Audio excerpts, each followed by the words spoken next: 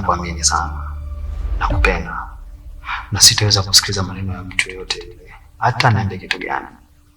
Wewe ndo malkia wa maisha yangu. Chukua maneno yangu afu yafanyie kazi. Huo umbea unaoleta haupendezi kuwa hasidi wa kuweza kuharibu ndoa za watu au kuvunja mapenzi ya watu.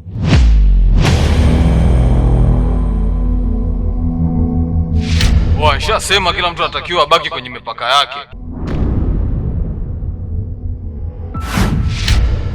Walikuwa wanaume 10 shupavu na walioshiba, walinivua nguo, walitaka kunibaka.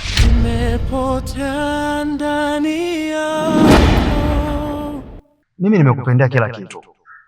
Kwanza ni msafi wa roho, una sura nzuri, una umbo ambalo ukipishana na mwanaume yoyote ambaye nilijali lazima akutazame mara mbili.